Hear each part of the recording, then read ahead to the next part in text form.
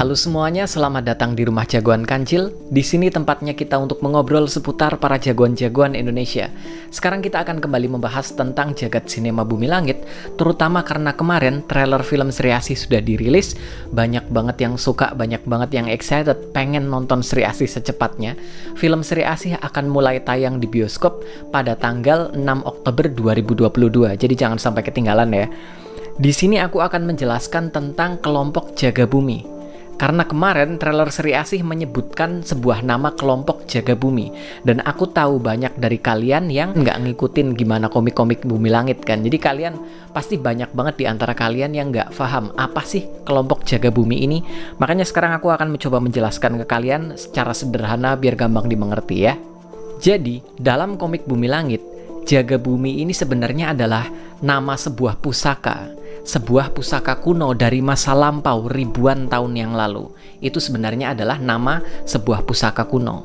Jadi pusaka Jaga Bumi ini tercipta dari hasil gabungan kekuatan 3 jagoan, yaitu Sri Asih, Godam, dan Aquanus. Dan pusaka ini bisa digunakan oleh jagoan yang bernama Maza.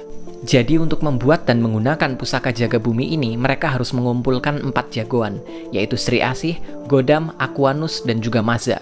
Lalu ribuan tahun kemudian, nama Jaga Bumi ini masih terdengar dan diceritakan. Di zaman sekarang, nama Jaga Bumi ini dipakai dalam sebuah gerakan. Semacam gerakan dari sebuah perkumpulan untuk mencari para superhero yang tersebar di seluruh pelosok Nusantara.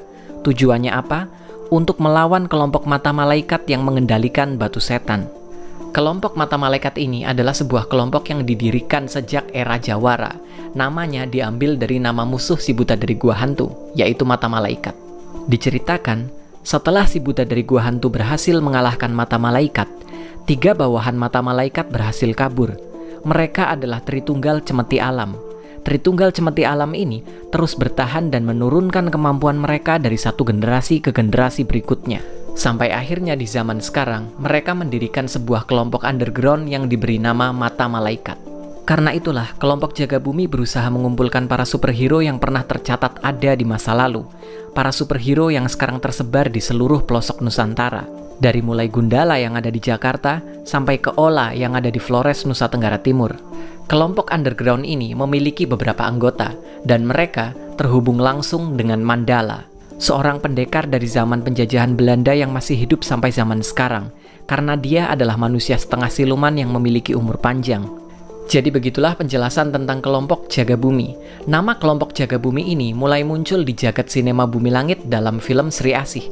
Dan menurutku, ini membuka jalan untuk banyak sekali kemungkinan ke depannya. Bisa jadi di film Gundala, Pak Agung adalah bagian dari kelompok Jaga Bumi yang mencari pewaris kekuatan Gundala. Dan lalu nanti di film Virgo and the Sparklings akan muncul Ganendra yang mencari pewaris kekuatan Virgo. Apapun itu, kelompok Jaga Bumi ini akan menjadi salah satu titik sentral dalam film-film Bumi Langit.